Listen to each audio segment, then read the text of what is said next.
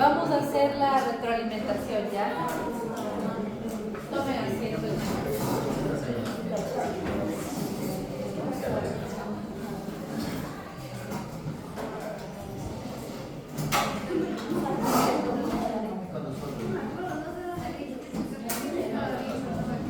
A ver, chicos, en el primer caso que dice el paciente de 21 años que tiene dolor leve en fosa ilíaca derecha, además de 10 días sangrado, tiene una presión de 80-60, un pulso de 150, una frecuencia respiratoria de 16, saturación de 98. ¿Qué les parece hasta ahí?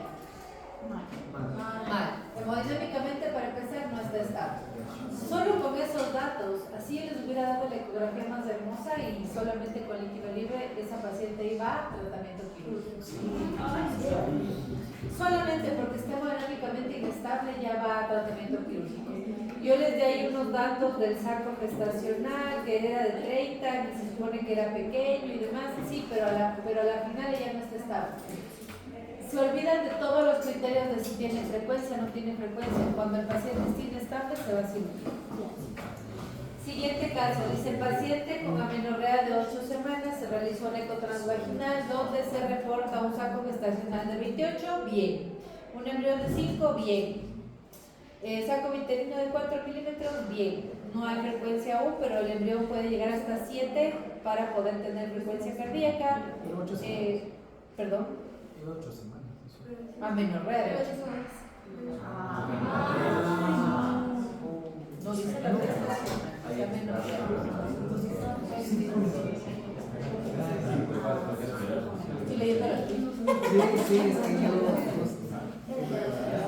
A ver, dice amenorrea de 8 semanas. Ya, ok. La señora no menstruó hace 8 semanas, pero no tenemos idea cuándo se embarazó. El saco gestacional es de 28. Ok. Hasta 25 debe haber aparecido un embrión. Ya tiene embrión, entonces eso está bien. El embrión tiene 5 milímetros aún. ¿Hasta cuándo puede aparecer la frecuencia? Hasta los 7 milímetros. Aún tiene 5. Y el saco viterino mide 4, que hemos dicho que está bien. ¿Qué hay de mal ahí? ¿Embarazo temprano? Claro, si yo les digo, la edad gestacional es esta, pero igual, es que el lío ahí es que ustedes tienen que fijarse siempre en los parámetros ecográficos también, porque las pacientes, a ver, ¿qué pasa si una paciente no menstrua hace 12 semanas? Tú esperas ver un embrión de 12 semanas, pero ojo, vas y encuentras esto. Y dices, claro, no menstruó hace 12 semanas, pero el embarazo tendrá unas 6 semanas, 5 con las juntas. Puede pasar, y la gente que tiene amenorrea, tienes que averiguar cuándo ¿y cómo averiguas eso? Con la longitud craneal. Tercera pregunta, ¿cuál es el cariotipo de la mola parcial?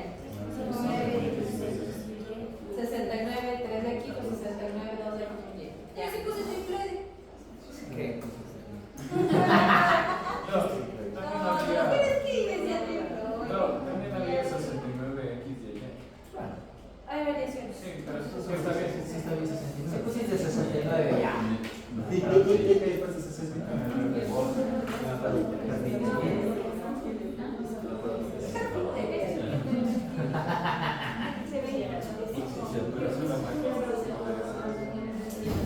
Paciente diagnosticado con embarazo ectópico derecho, pasivo.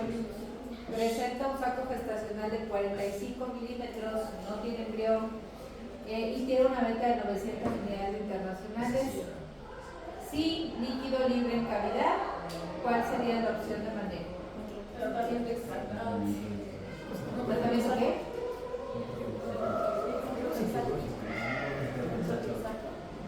Ahí está, pero ya está hecho, pero no lo extraño.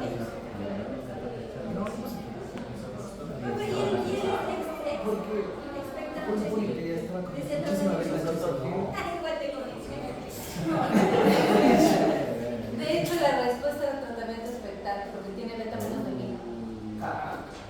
No tiene frecuencia cardíaca. ¿Cómo? ¿Por qué le vas a operar? 900. No, tú has puesto 900.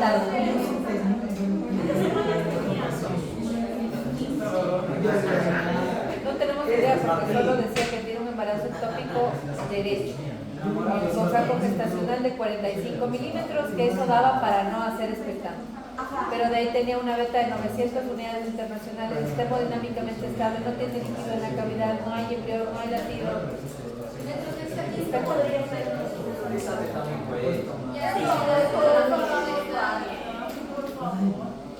A ver, por esta ocasión les voy a dejar pasar lo de metotrexate, pero en realidad sí es una paciente en la que ustedes pueden hacer manejo espectáculo, porque tiene beta HCG menor a 1000 y todos los embarazos, pero silencio, cuando los embarazos tienen beta menor a 1000, hay una alta probabilidad de que se pierdan solos, y en el caso de un ectópico es un bueno.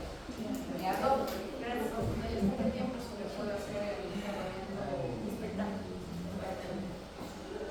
Tienes que ir vigilando. La paciente se supone que en el expectante tú esperarías que a los 7 a 10 días tenga una disminución de la beta. Si la beta va bajando, tengo que hacer periódicamente exámenes cada 15 días, cada 7 días, hasta que la beta llegue a menos de 5. Porque si empieza a subir, te toca hacer o metotrexate inicialmente o quimio. El 5 dice 3 diferencias entre mola parcial y mola completa. Bueno, eso ya los leeré, pero eso creo que es obvio, excepto lo del cuadrito.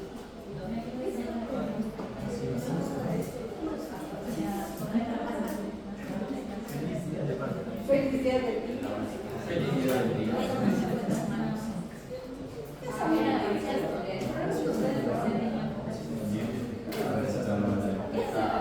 Pero veamos qué tal están esas pruebas. ¿Están mejores de las últimas? Sí, o peor. Yo estoy seguro que la mía no. A ver, vamos a ver el tema de esta semana.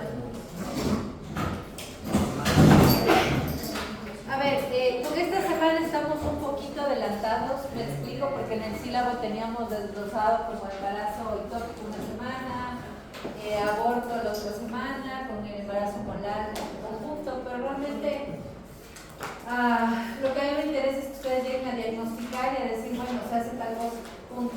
De ahí que ustedes entren a operar, a dar quimios y eso no lo van a hacer.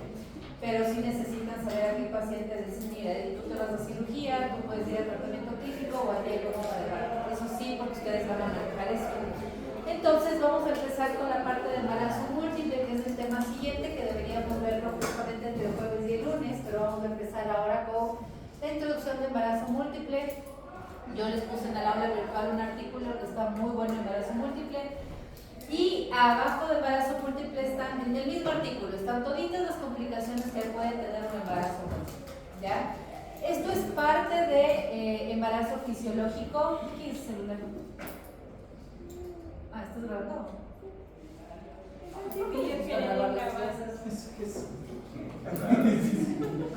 ¿Viste sí, yo veo que todo el mundo me graba, no sé si para usarme en mi contra, ¿qué otra cosa? Para hacerme stickers y todo. Eso es buena, esto graba esto. Acuérdense que las pruebas nunca les voy a decir cuándo les voy a tomar. Yo de buena gente les dije en la mañana. Porque si no les hubiera dicho. Ustedes saben que yo no digo, así que las quejas de no nos puede avisar media hora antes, no nos puede decir. Entonces, si alguien se queja porque les avisé 2 horas antes, no les voy a avisar y quedamos como al principio del semestre. Tienen que leer cada clase y yo no voy a decir nada. Hoy dije porque dije por lo menos que le pego una leída 1 hora antes porque les iba a caer con pruebas sorpresa. Este es el regalo del día, es el regalo del día. Porque en realidad yo les dije desde el principio del semestre, van a tener controles de lectura y nunca les voy a decir cuándo va a ser. Verán que ya tienen grabado ahí, ¿no? Sí, grabado. Justo ese video se lo Almacenamiento, ¿no? le voy a decir, ¿dónde está la clase de embarazo múltiple? A ver, embarazo múltiple se supone que también está dentro de la parte fisiológica. El lío de embarazo múltiple es que, claro, es algo fisiológico, no es algo malo que pasa y por eso lo tenemos que ver este semestre, pero dentro del embarazo múltiple van a ver que hay complicaciones 1000. Y eso sí nos toca revisar para que ustedes tengan idea de por qué un embarazo gemelar o un embarazo múltiple puede llegar a ser peligroso en una paciente. Entonces, es fisiológico y por eso lo vemos este semestre, pero pues vamos a ver que también entra aquí patología porque sí se complica. Entonces, el embarazo múltiple, obviamente con los años, ha ido aumentando su frecuencia. Este es un dato un poco antiguo, donde dice que clásicamente se describía 1 en 80 para los gemelares dobles y 1 en 8000 para los triples, y la frecuencia de estos se ha ido incrementando un 70%. Para la actualidad ya te pone como 2 en 80 hasta 3 cada 80 embarazos, pero ¿por qué creen ustedes que ha ido aumentando la frecuencia de los embarazos múltiples? Por la in vitro. Por las técnicas de fertilización.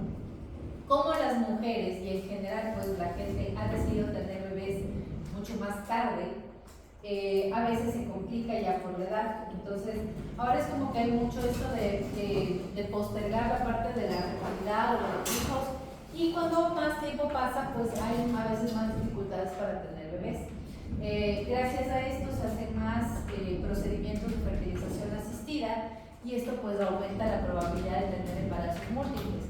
Como procedimientos de fertilidad asistida, generalmente se usa medicación que hace que las mujeres no boten un óvulo en un mes, sino 5, 8, 10 óvulos, hacen transferencia de embriones, hacen, bueno, la inseminación en realidad no aumenta tanto la tasa como en el resto de los procedimientos, pero la mayoría que hace que la mujer ovule más de uno o que van a meter más de 1 o 2 embriones dentro del útero, obviamente predisponen a que los embarazos sean múltiples. Entonces cada vez esto va en aumento, y el problema es que va en aumento el gemelar, pero también va en aumento las otras enfermedades, porque no es lo mismo que una paciente se embarace un gemelar a los 30 que a los 45. ¿Sí? Las pacientes que tienen 45 años van a tener más complicaciones todavía, porque pueden ya tener presión alta, diabetes, pueden tener algunas otras complicaciones aparte del embarazo gemelar. Entonces, obviamente la edad es un problema, y la mayoría de las pacientes, no digo todas, porque sí hay gente muy jovencita que por A o B no puede quedarse embarazada de manera espontánea, pero en general la gente que no puede es porque tiene una edad ya avanzada, y ahí tenemos más complicaciones todavía. ¿Qué problemas puede traer un embarazo múltiple? Hay complicaciones tanto para la mamá como para el feto. En las mamás, los embarazos múltiples pueden obviamente también generar más abortos. Hay más problemas de implantación, a veces cuando se lo hace de manera externa, como por procesos de fertilidad asistida, y generan abortos. Hay hiperemesis gravídica, puede haber más anemia, puede haber más probabilidad de hipertensión gestacional, hay trastornos hemorrágicos, y mayor frecuencia de cesáreas. Aquí no está, pero también puede haber más diabetes gestacional. En las mamás, cuando una mujer se queda embarazada, habíamos hablado, me parece, en la parte fisiológica, que la placenta es como el causante de muchos de los problemas en el embarazo. Si la placenta se inserta mal, va a generar preeclampsia o trastornos hipertensivos. Si la placenta genera mucha hormona que genera resistencia a la insulina, y la paciente tiene un factor ahí que empuje, va a ser diabetes gestacional. Entonces vamos a tener varios problemas. En el embarazo gemelar hay muchos artículos que dicen que solo el ser gemelar te duplica la probabilidad para hipertensión, te duplica la posibilidad para diabetes gestacional, obviamente te duplica la probabilidad de tener una hemorragia postparto, te duplica la posibilidad de tener anemia. ¿Por qué? Porque el volumen sanguíneo que hablábamos nosotros en la parte fisiológica, que aumentaba un 30%, en ellas se aumenta hasta un 40%. Ellas necesitan un poco más de volumen que de un embarazo simple. El volumen que aumentamos, como decíamos, es para aumentar el volumen intravascular y el flujo hacia la placenta. Cuando hay dos placentas o una placenta hipertrófica que maneja 2 bebés, obviamente necesitas más sangre, y es un cambio fisiológico. Por eso también puedes tener más hemorragia por la hiperdistensión uterina. ¿Qué pasa si a un globo ustedes le quitan la presión interna de golpe? ¿Qué es lo que pasa en el parto? El útero se queda sin tono. Entonces la probabilidad de tener atonía uterina y hemorragia es bastante alta en los embarazos múltiples. ¿Qué más? Mayor frecuencia de cesárea, sí, porque ya vamos a hablar en qué casos no necesariamente es cesárea, pero cuando la gente tiene embarazo múltiple es no de ley cesárea. No realmente es así, y si se puede dar parto normal. Pero la mayoría se va por cesárea cuando es un embarazo múltiple, lo cual no debería pasar. En la parte de anemia, obviamente es por hemodilución, pero también porque hay un mayor consumo de hierro de parte de los dos fetos hacia la madre. Entonces, en el caso de lo de hierro, en las mamás se da suplementación, pero casi siempre las mujeres embarazadas terminan no solamente en suplementación, sino luego en tratamiento. En el feto, ¿qué problemas pueden haber? Parto prematuro, muerte fetal intraútero o restricción de crecimiento. Ya vamos a ver que hay otras miles de complicaciones más con los bebés, pero estas son como las más importantes. La mayoría de embarazos múltiples no llega a finalizar el embarazo normalmente. Hay muy pocos de los embarazos múltiples llegan a las 38 o 40 semanas. La mayoría con las justas llega a las 37 semanas y el resto puede terminar antes, a las 35, a las 33, a las 32, y ya eso obviamente tiene un riesgo con respecto a la prematurez. Vamos a ver, en el embarazo y corionicidad. Es muy importante reconocer qué es la corionicidad. La corionicidad se refiere a la placenta. Hay embarazos en donde pueden ser múltiples, pero cada bebé tiene su placenta propia.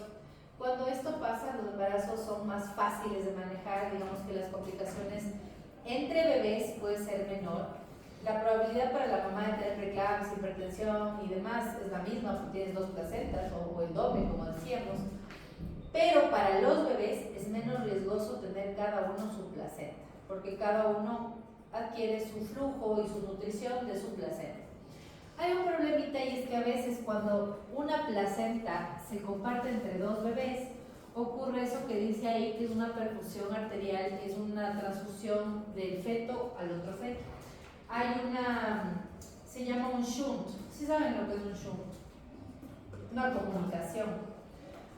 En la placenta pueden haber múltiples comunicaciones. Pueden haber una arteria que se comunique con una vena, puede haber una vena que se pegue a otra vena y le robe el flujo, o puede haber una arteria que se pegue a otra arteria y genere un traspaso de flujo. Pero ¿cuál es el problema aquí? Que se puede adherir una vena a una arteria. Y puede adherirse la vena del uno con la arteria del otro. La vena del uno que te llevaba sangre arterial, porque quizás al revés, y la arteria que no llevaba sangre arterial se roba la sangre oxigenada. Eso quiere decir que aquí cuando hay esos shunts, un bebé le puede robar sangre al otro y le hace una cosa que se llama síndrome de transfusión feto-fetal, donde un bebé queda súper enanito y el otro bebé queda mucho más grande. Por lo general, ustedes saben que en los embarazos gemelares siempre pasa que uno es más chiquito que el otro. Eso es como una ley, siempre hay uno más chiquito que el otro. Pero ya vamos a ver que hay valores bajo lo cual yo digo, es normal, este simplemente está más gordito, este más flaquito, pero van a haber valores en los que digo, no, aquí hay una restricción, el uno está extremadamente gordo y el otro está muy chiquito. Y ahí pasa que ahí está este problema placentario.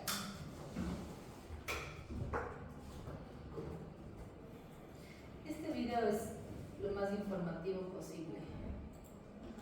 Vamos a ver.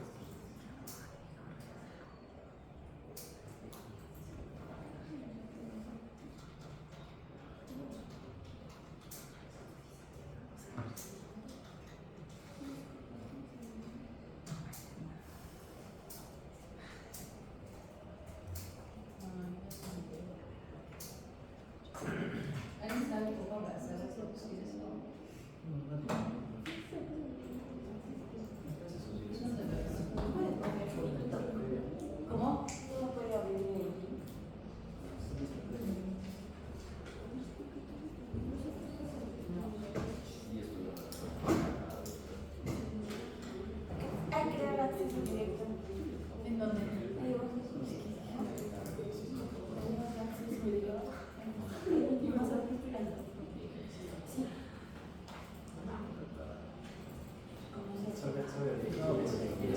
Sí. Oye, el escritorio. Ahí arriba.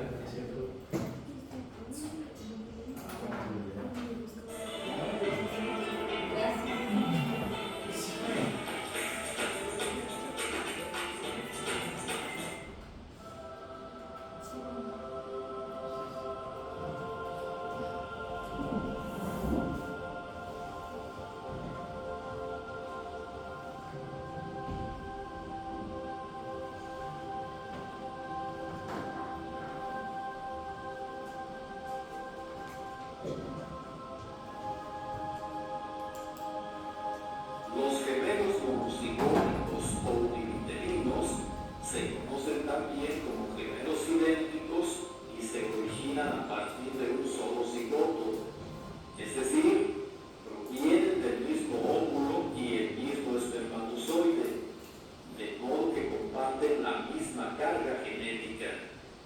En estos casos, durante su desarrollo temprano, el cigoto se divide en dos y da por resultado la formación de dos embriones idénticos, inicialmente con la misma información genética, aun cuando a partir de ahí pueden ocurrir algunas pequeñas variaciones genómicas individuales.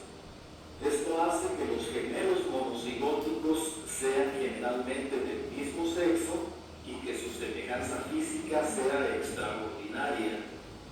Tal similitud es mayor durante los primeros años de vida. Después, las diferentes condiciones ambientales experimentadas por cada uno de los gemelos pueden ir diferenciándolos. Las características psicológicas y las habilidades sociales, entre otras, están condicionadas por el entorno y pueden ser diferentes entre ambos hermanos gemelos. Recuérdese que el fenotipo es la expresión del genotipo más la influencia del ambiente. Según el momento en que el cigoto se escinda en dos, se pueden esperar distintas configuraciones en el desarrollo intrauterino de los embriones gemelares. 1. Gemelos biporiales biamnióticos. Cuando el cigoto se escinde en dos dentro de los 3 primeros días posteriores a la fecundación, se produce un embarazo biporial biamniótico, en donde cada embrión posee una placenta y un saco amniótico independientes. Esta modalidad se presenta entre 25 y 30% de los gemelos monocigóticos. 2. Gemelos monocoriales biamnióticos. Cuando la escisión del cigoto ocurre entre el cuarto y octavo días de la gestación, se produce un embarazo monocorial biamniótico, en donde los dos embriones comparten la misma placenta, pero cada uno se halla en un saco amniótico independiente. Este es el caso más frecuente y ocurre hasta el 70% de los embarazos gemelares monocigóticos. 3. Gemelos monocoriales monoamnióticos. La escisión del cigoto entre los días 8 y 13 de gestación da origen a un embarazo monocorial monoamniótico, en donde los dos fetos comparten una misma placenta y un solo saco amniótico. Esta situación es infrecuente y constituye de 1 a 2% de los embarazos gemelares.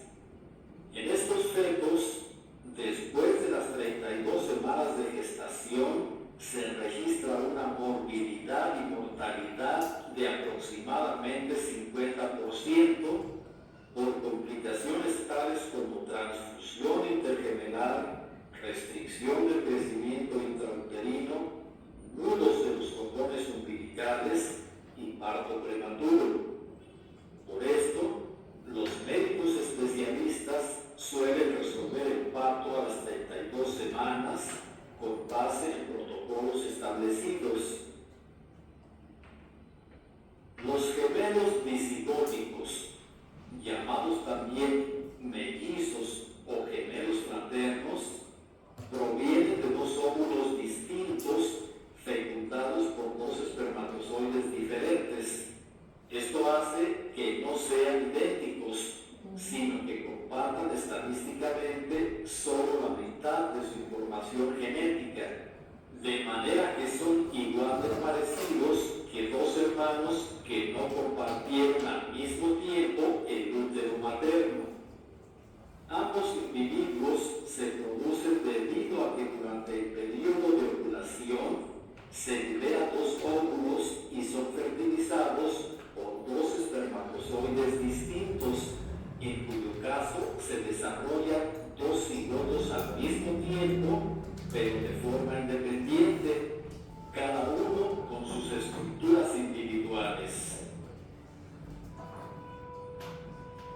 Los trillizos pueden ser monocigóticos, disigóticos o tricigóticos. En el primer caso, un solo cigoto se escinde en dos y uno de estos, a su vez, se vuelve a dividir. Por su parte, los trillizos disigóticos se desarrollan cuando un cigoto se divide y origina dos gemelos monocigóticos y un segundo óvulo es fertilizado por otro espermatozoide diferente. Esto implica la formación de un par de gemelos más un mellizo. Por último, los trillizos tricigóticos se producen cuando tres óvulos distintos son fecundados por tres espermatozoides diferentes. Los siameses son gemelos cuyos cuerpos siguen unidos después del nacimiento. Estos casos son bastante inusuales. Ocurren debido a una escisión tardía del cigoto, aproximadamente entre los días 13º y 15º de gestación. Los siameses pueden compartir órganos, partes del cuerpo, tejidos, extremidades y en ocasiones el cuerpo entero.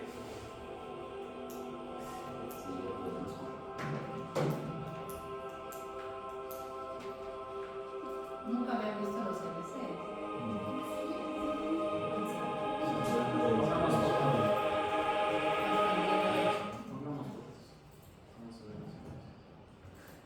Sí, en vez, sí. Porque ahí salió una radiografía.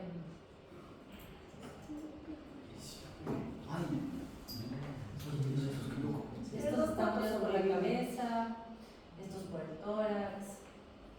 Depende, o sea, los siameses la idea es que no se llegan a dividir completamente y se quedan unidos. Ahora, hay grados también de unión.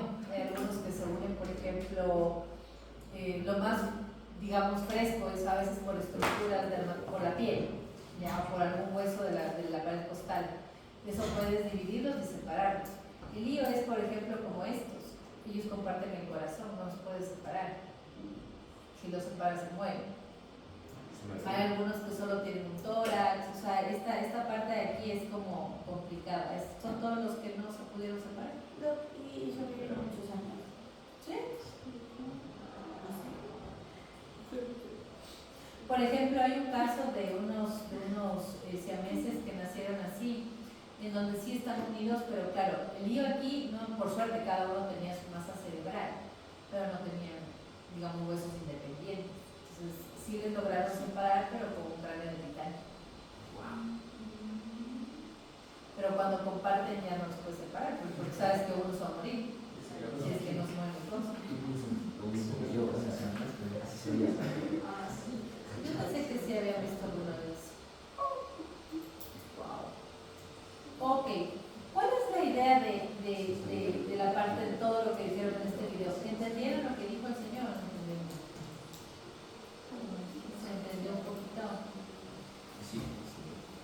A ver, En los embarazos gemellares, nosotros con los embarazos múltiples tenemos dos opciones. hay dos cosas, ¿no es cierto? Una cosa que se llama la cigosidad y otra cosa es la corionicidad. La corionicidad básicamente es el número de placentas que tiene ese embarazo, ¿ya?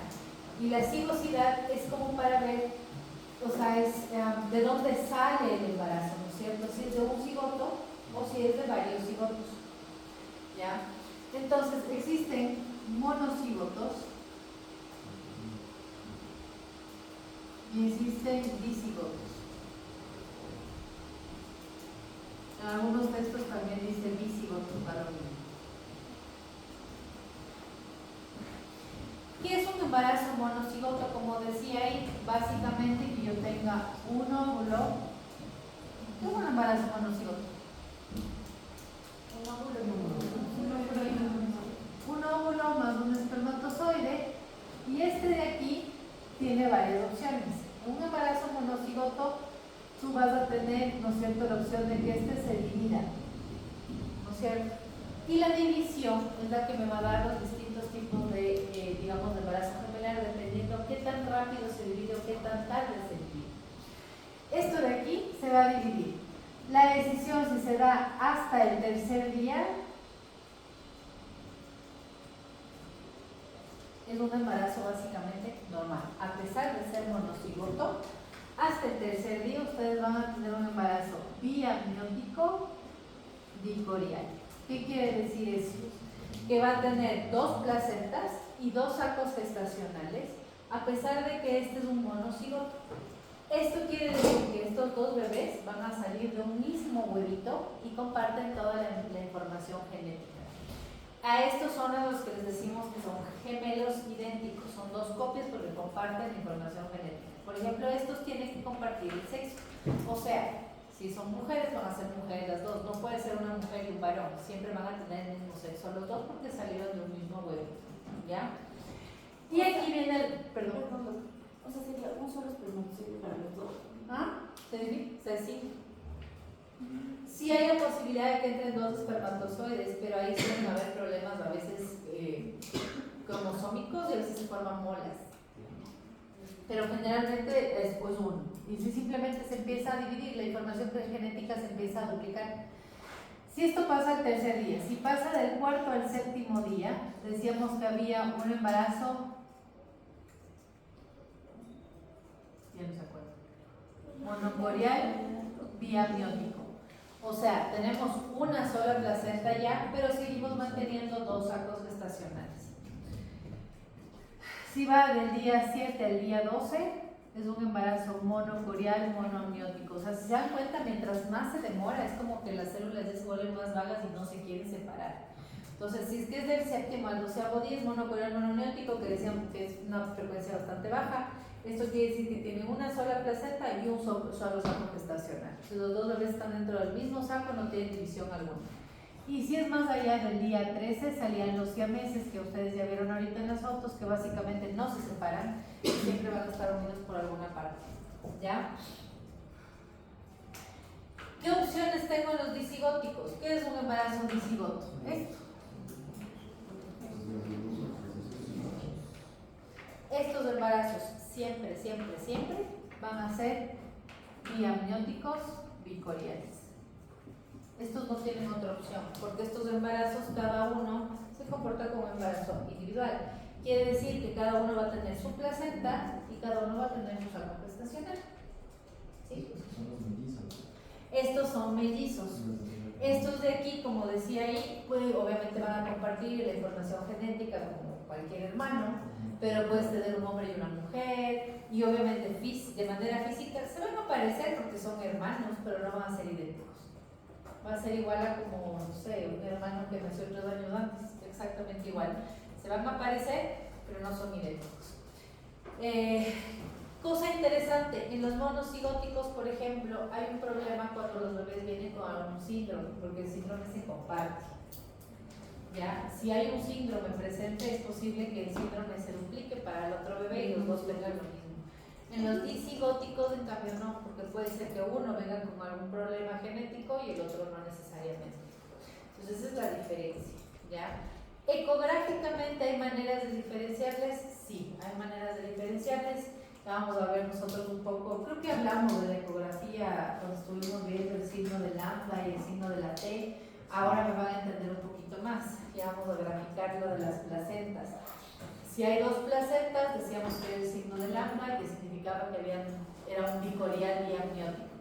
Y si es que era el signo de la T, decíamos que es una sola placenta, era monocorial biamniótico. Son los dos únicos signos que existen, porque si es monocorial monoamniótico, pues no va a haber división amniótica.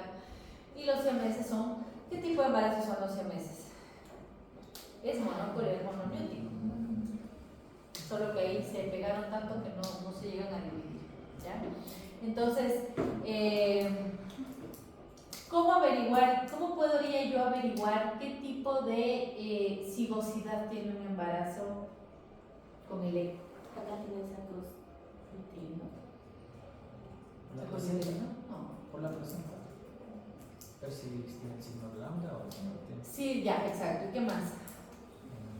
Ahí podrías averiguar tú la corionicidad. Si yo hago una ecografía y veo el signo del lambda T, veo la corionicidad. ¿Y la cigosidad? Para saber si salieron de uno solo o de dos espermatozoides diferentes, de dos óvulos diferentes. ¿Cómo se te ocurriría que podrías descartar o asegurar? Solo con el eco.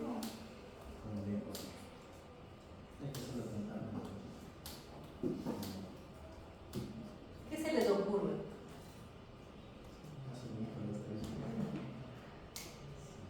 Porque la cigosidad me va a decir, no, pues ya como sé si salió de un óvulo, de dos óvulos, o sea, está difícil.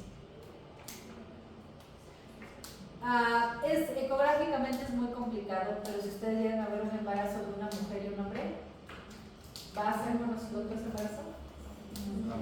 No te rías, Cami, es en serio. Si yo te doy una ecografía donde hay un hombre y una mujer, ¿qué es? Si alguien me dice que es monocigoto, cero.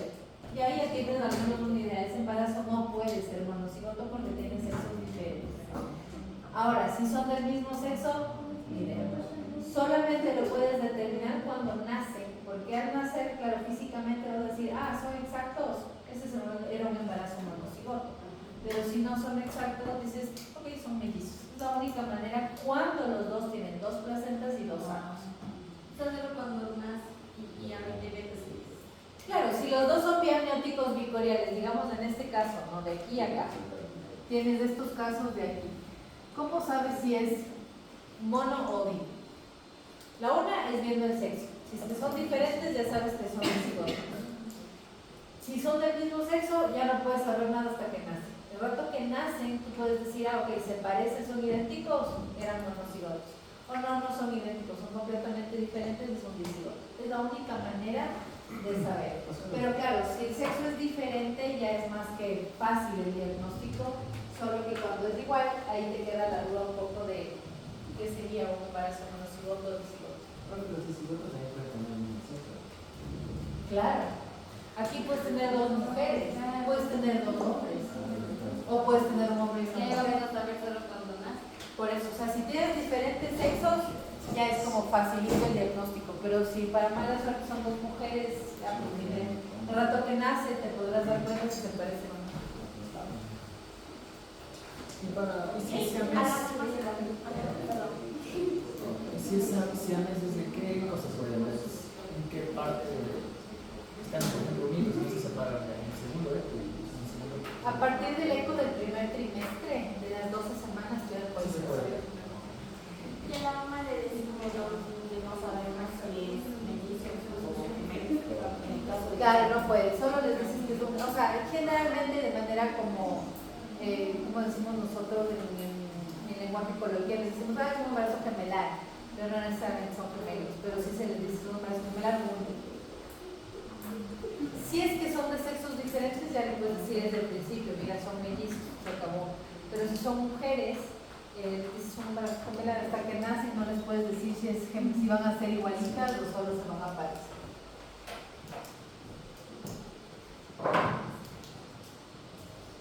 Ok, ¿cómo yo hago un diagnóstico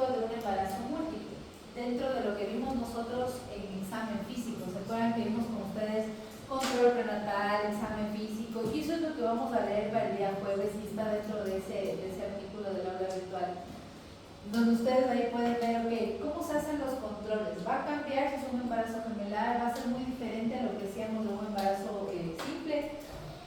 Clínicamente, obviamente, en el examen físico, lo primero es la altura uterina, que habíamos visto que es algo que se ve en los controles, y si se ve más grande de lo que debería, una de las sospechas era que no sea un bebé, sino que sean varios.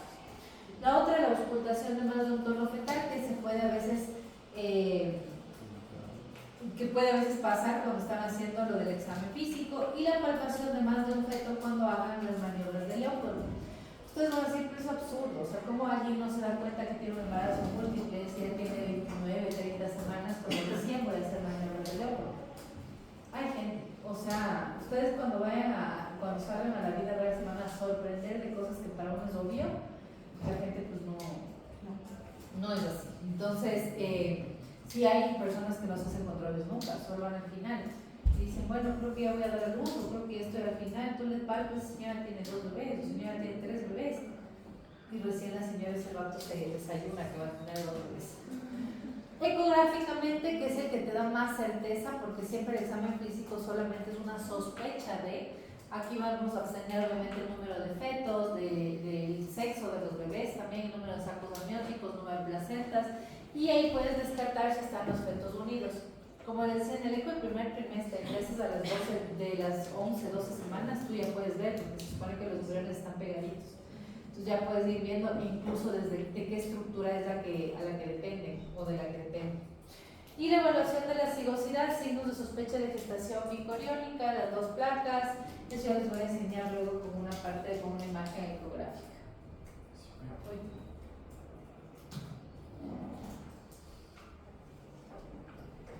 Este es otro video.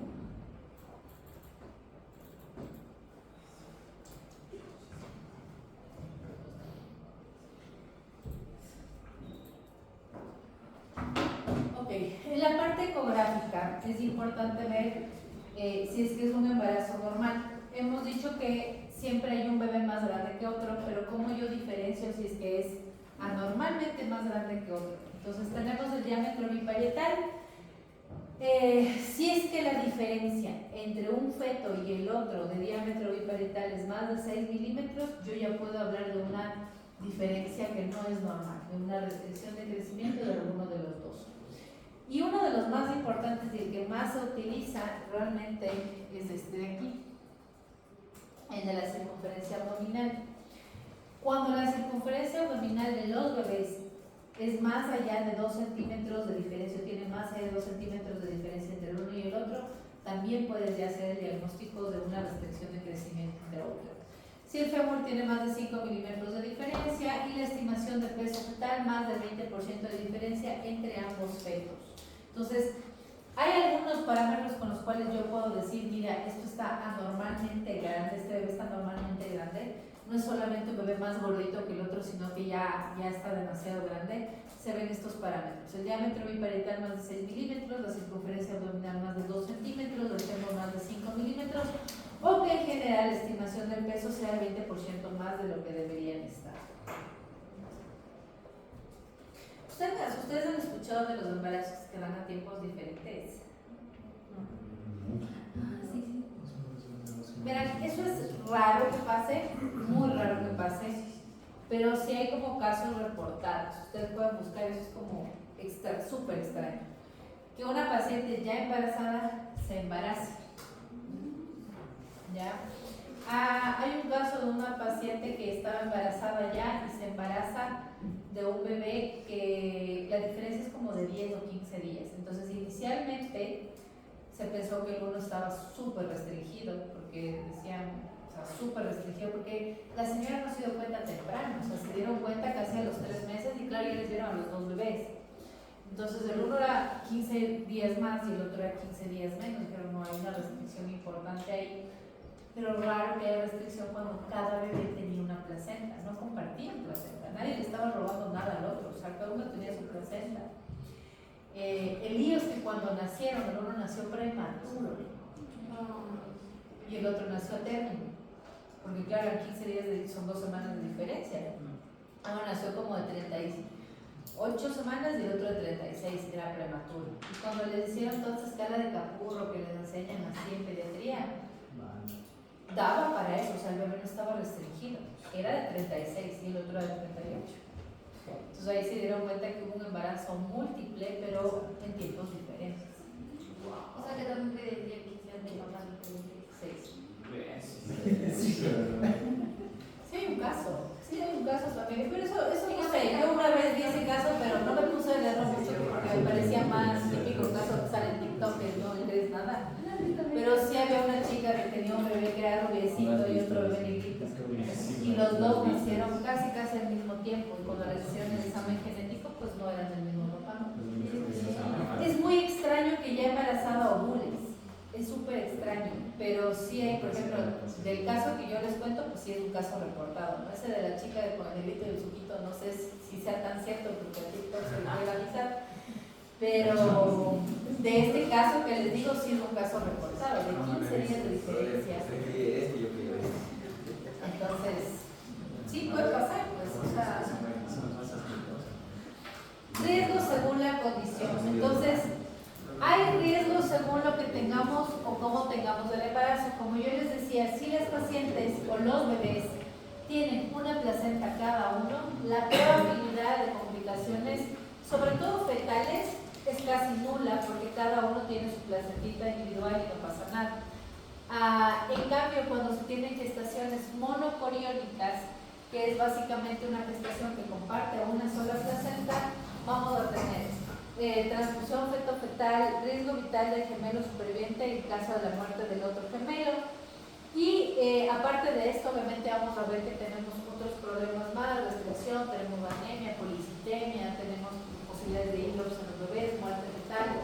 Hay algunas complicaciones cuando comparten la misma placenta, porque a veces las placentas no lo logran y como uno le roba al otro, hay problemas. Y en las gestaciones que además de ser monocoriónicas, o sea, además de solo tener una placenta, también comparten el saco gestacional como los siameses, por ejemplo, además de las complicaciones típicas, tienes otros problemas, por ejemplo, que hay igual una anemia aguda, que también puede pasar entre ellos, la colisión de gemelos de parto, que los bebés se choquen entre sí, y la otra es que se entrelacen los cordones, que es otro problema. Cuando cada uno tiene su saco gestacional, digamos que no pasa nada, pero cuando están en sacos diferentes y el entrelazamiento de los cordones a veces puede generar que el uno al nacer jale el cordón del otro y desprenda la placenta del otro. O adentro, esto de la colisión de los bebés, aunque va a sonar chistoso, es porque se golpean adentro, ¿no? Porque se están peleando, ¿no? Que el uno patea, se mueve normalmente y pues le dio la cara al otro, y como no tienes membranas ni líquido, que se supone que el líquido es el que da parte de la función del líquido amniótico, es el amortiguamiento. Cuando una mujer está embarazada y se golpea con el filo de esta mesa, a veces dicen, ay, mi bebé está adentro y lo sintió, porque todo el agua que tiene el líquido amniótico, la parte importante del líquido amniótico es que da amortiguamiento, o sea, lo que hace es que cualquier golpe no sea un golpe seco que le llegue al bebé, sino que el bebé ni lo siente. El día es cuando están ya los dos adentro, pues sí se golpean.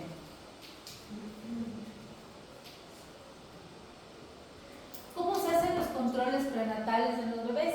Ahí ya les puse ese artículo, vamos a leer un poco más de eso.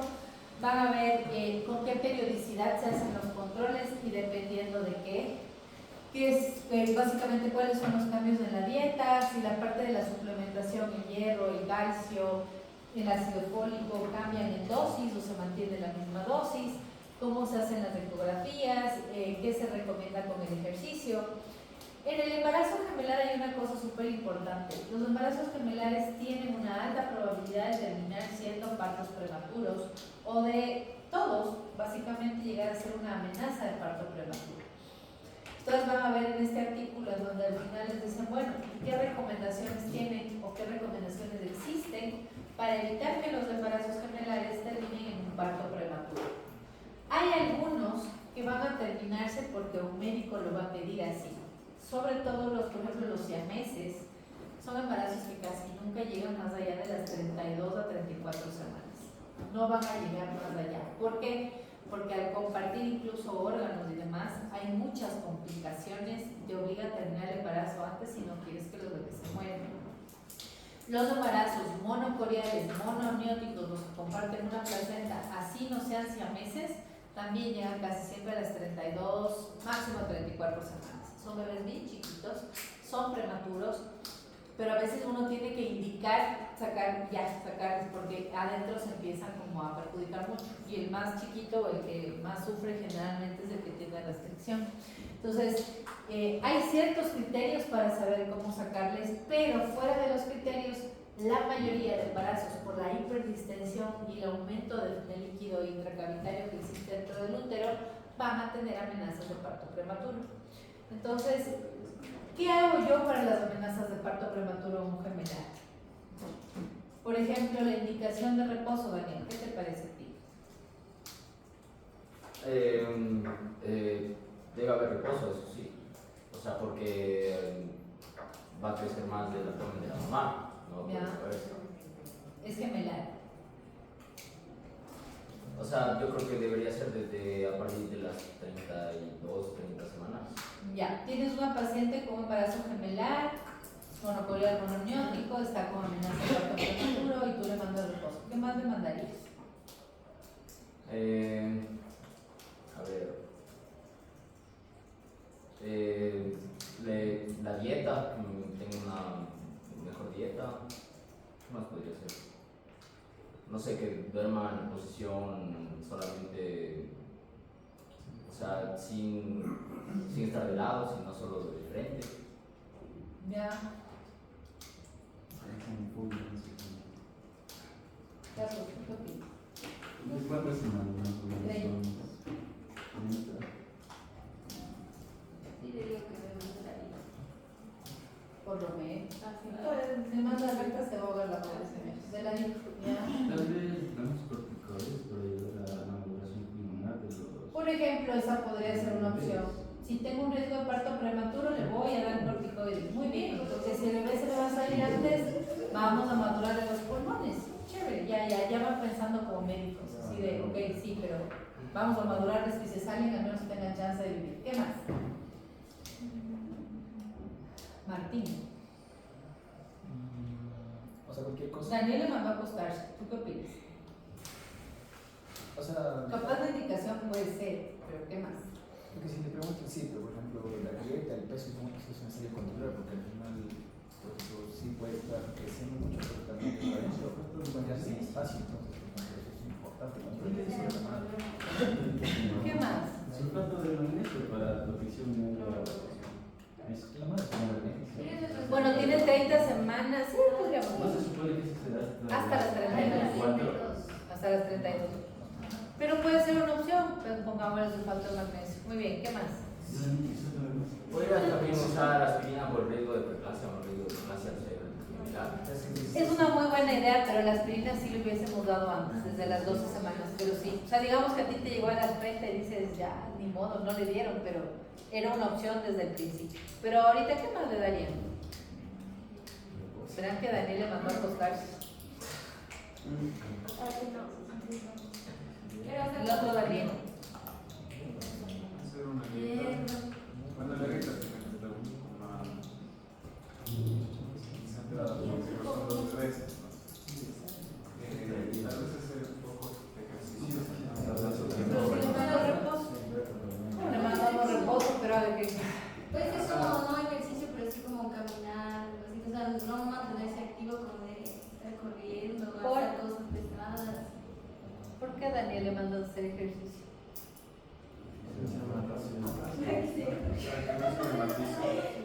Y no se da. Para que ya no haya más organización. Muy bien, si le vamos a mandar a acostar, por lo menos anticoagúlenle a la paciente porque ya se murió de trombosis. No es que Daniel dijo que no se mueva ni se ponga de lado, ya se trombosó. No se me mueva. Verán, a las pacientes que tienen embarazos gemelares va a ser medio frecuente pensar que el reposo es una de las cosas más, digamos, útiles, porque claro, cuando te mueves, en teoría generas más contracciones. Hay un poco de contradicciones porque hay médicos o hay artículos que te dicen que el reposo está completamente contraindicado, pero por otro lado, si le mantienes caminando, la paciente sí va a tener más contracciones.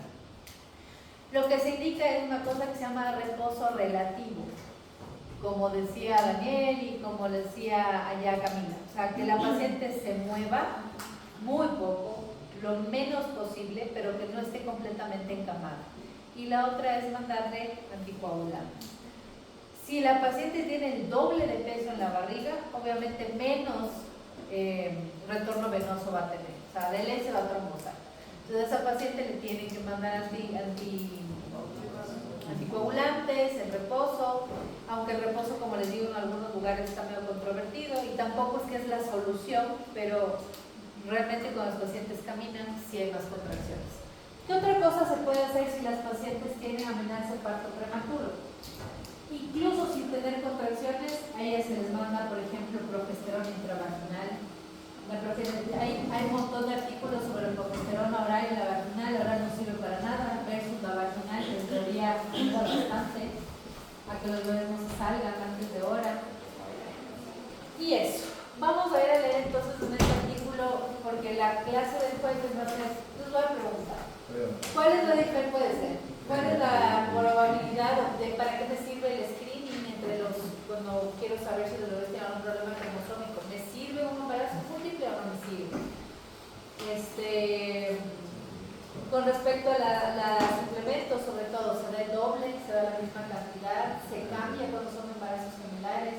Por ejemplo, lo que dijo Carlos, lo de la maduración pulmonar, ¿se pone el doble o se pone la misma dosis que se pone en un embarazo simple? ¿Cómo manejas un embarazo múltiple? Porque ahorita mi pregunta sería, ok, Carlitos, ¿cuánto le ponemos de maduración pulmonar? Le llaman ginecólogo. Y la otra. ¿No se corta el peso? No, también se corta el peso. Se pone doble.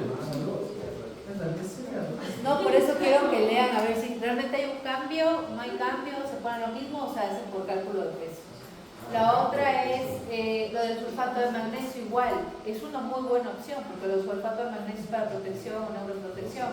¿Cómo se calcula? ¿Se pone por peso? ¿Se pone más porque es doble o porque es uno?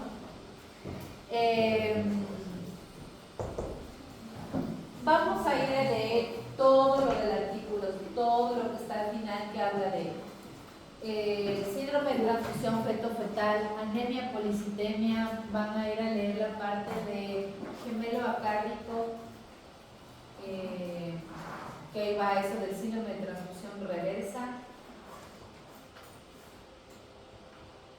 Van a leer la clasificación de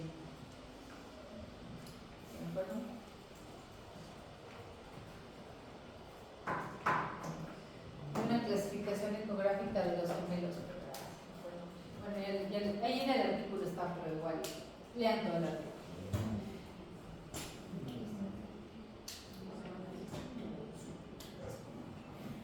Y al final vamos a ver cómo se termina un embarazo gemelar, por qué medio se termina un embarazo gemelar, si es por parto, si es por cesárea, cuándo indica un parto, cuándo indica una cesárea, porque no todos se terminan por cesárea. Ok, ¿qué más? Vamos a ver ahorita la parte de las complicaciones maternas, que bueno, esto ya hablamos al principio también, cuáles son parte de las complicaciones que puede tener la paciente, aparte de la hipermesis, la preeclampsia, la diabetes, la anemia, hay un síndrome edematoso, obviamente se hinchan el doble de lo que se hincharía una mujer con embarazo simple por la cantidad de líquido y por el peso aumentado en la parte abdominal. Hay más probabilidades de desprendimiento prematuro de placenta, obviamente hay polidramios, más chance de parto prematuro, mayor incidencia de cesáreas, metrorragias posparto y trastornos psicológicos posparto pueden ser peores porque cuando hay una placenta más grande o tienes dos placentas, la caída hormonal es peor. Porque al tener dos masas placentarias, cada una genera lo que necesita su bebé. Entonces, la caída hormonal es peor. Esto es lo que vamos a ir a leer, ¿no es cierto? Las complicaciones, para que me cuenten qué es esto del síndrome de transfusión feto-fetal, la anemia policitemia y la perfusión arterial reversa. ¿El artículo dónde está? ¿Dónde está? Desapareció lo de ayer. Cosa de ayer. Lo que no tomó y ya lo sabe.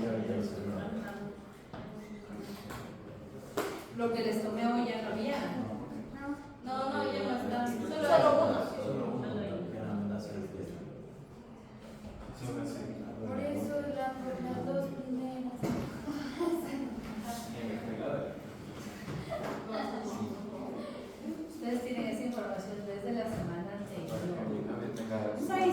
pueden ni quejar si quieren, también me pueden grabar, no pasa nada. Porque la semana anterior tienen los artículos, tienen absolutamente todo. Y como yo le decía a uno de sus compañeros, les digo, incluso si yo no les mando un artículo, sí deberían ponerle así como, oigan, en el sílabo dice que tenemos que ver este tema. ¿Será que lo leemos? O solo venimos a clase y decimos, no subió. Entonces yo creo que ya es más grande para eso. Hemorragia de la primera mitad. Está desactivada. Ya ahorita subo y les activo la.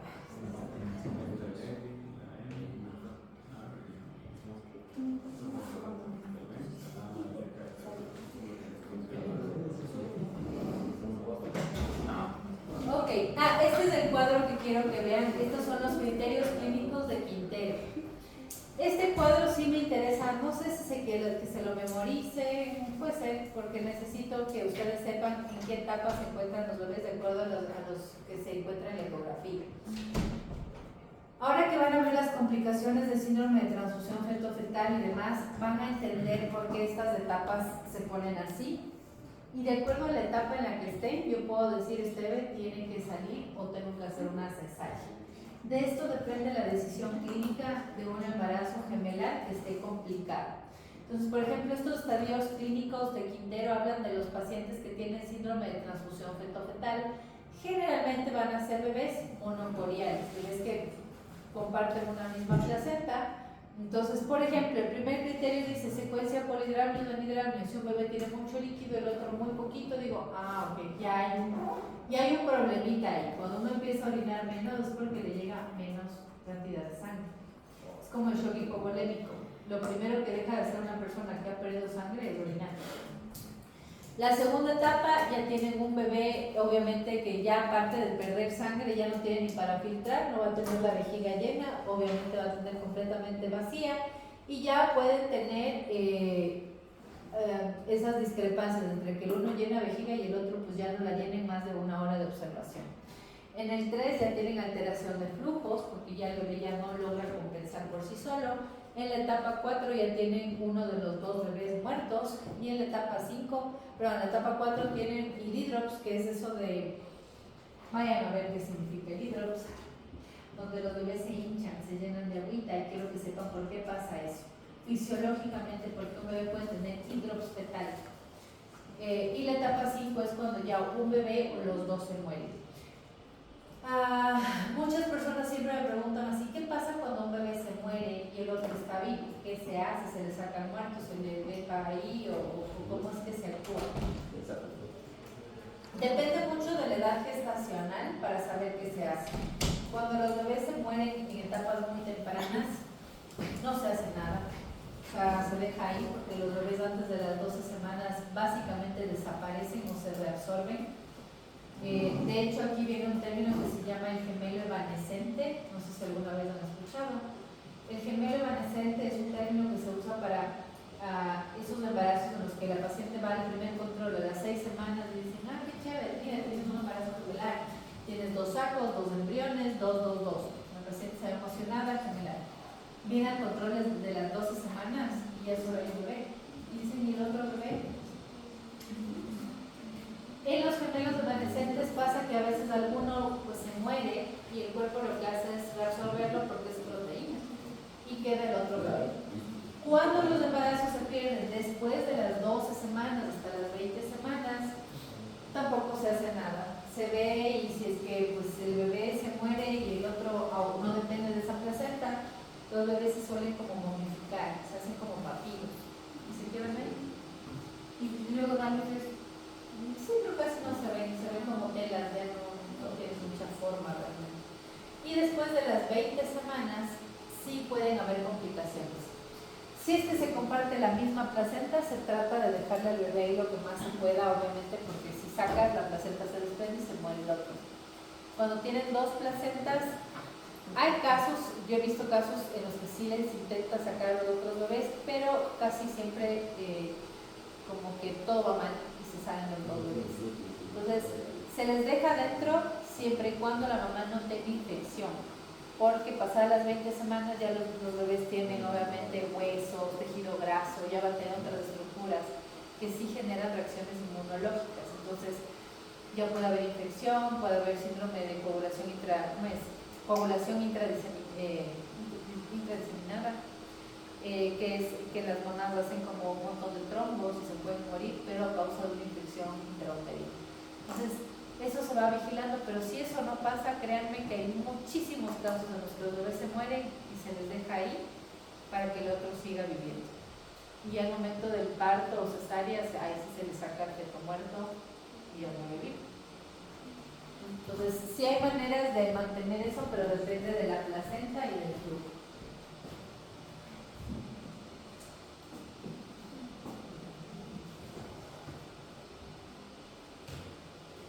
A ver, el manejo de un embarazo bicular biamniótico básicamente es el manejo más fácil que existe, porque este es el que tiene 2 placentas, 2 sacos, cada bebé tiene su embarazo independiente.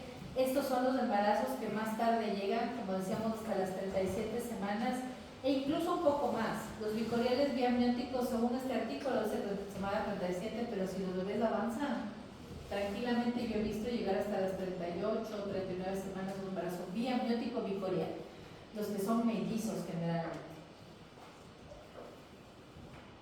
Con los embarazos monocoriales, ahí cambia un poco. Ustedes ven ahí que la frecuencia de las ecografías ya se hace más seguida. Las ecografías obligatorias por OMS en un embarazo simple eran 3, no eran más.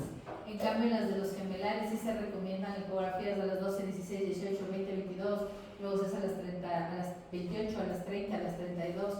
Haces ecografías más seguidas y a veces con más frecuencia todavía, si es que hay problemas de flujos, si es que tienen problemas con este síndrome de transfusión feto-fetal. Ya van a leer que incluso hay bebés a los que se les hace ecografías cada 48 horas, porque es como que vigílale porque si no se va a morir. Y cuando esto pasa desde muy chiquitos, te toca hacer vigilancia porque si le sacas también se va a morir. Entonces aquí lo que te toca ver es si el bebé no tiene síndrome de transfusión feto-fetal, si la mamá no tiene complicaciones que puedan exigir o hacer que terminemos el embarazo antes, si es que el embarazo, aparte de ser monocorial, es monoamniótico, hay que hacer evaluación semanal y este embarazo, si se interrumpe a las 36 semanas, esté bien o no. O sea, a 36 semanas sale porque sale, porque después pueden colisionar y, como decíamos, jalar los cordones. Y si es que no hay complicaciones, hospitalizar, ver viabilidad cada 2 a 3 días, aquí se los corticoides para madurar los pulmones, y se interrumpe entre las 32 a 34 semanas, dependiendo de cómo estén los bebés. Los monocoriales, como les digo, son medios especiales, porque si un monocorial no tienes complicación, sí llega a las 36, 37, pero ahí se termina. O sea, no puedes dejar que avance más, porque puede complicarse. Y los embarazos que ya tienen síndrome de transfusión feto-fetal o otro, se terminan de acuerdo a los criterios de Quintero. Si el criterio te dice que ya hay un problema de flujos, chao, o sea, ya tienes que sacar a los bebés porque se pueden morir. ¿Criterios de qué dijo? ¿Cómo? Criterios de estadios clínicos de Quintero. ¿Cuáles son las indicaciones absolutas de cesárea en el embarazo múltiple? Indicaciones de cesárea absolutas, o sea, es lo que ya te dice, no admitimos parto. El primer gemelar en presentación no vértice quiere decir presentación de nalgas. Cuando las pacientes están por dar a luz, siempre va a haber uno que está más insinuado hacia el extremo superior de la pelvis. El que esté hacia el extremo superior de la pelvis tiene que estar de cabeza para yo decir es parto. Si el bebé que está ahí está sentado, es cesárea. O sea, no hay más. El que está primerito tiene que estar de cabeza para yo decir, ok, es parto. El segundo no importa, porque luego se le da la vuelta. Uno mete la mano y le da la vuelta. Los gemelos monoamnióticos monocoriales obviamente no pueden salir por abajo, porque si ustedes sacan un bebé, al sacar un bebé generalmente hay oxitocina y desprendimiento placentario. Si una sola placenta les nutría a los dos, el que sigue adentro se muere. Entonces, siempre que existe un embarazo monocorial, no pueden hacer parto. O sea, el parto solo es para los bicoriales. Obviamente los siameses pues no van a salir nunca pegados por ahí. Y la gestación con 3 o más fetos también es ya gestaciones indicadas de indicación necesaria absoluta, ya no se intenta tampoco hacer nada. Muy bien. Este gráfico de aquí es para la próxima clase, para que ustedes me vengan a dar una clase magistral de síndrome de transfusión fenomenal. Que está en el, ya les voy a activar. Debe estar. Apaga la luz.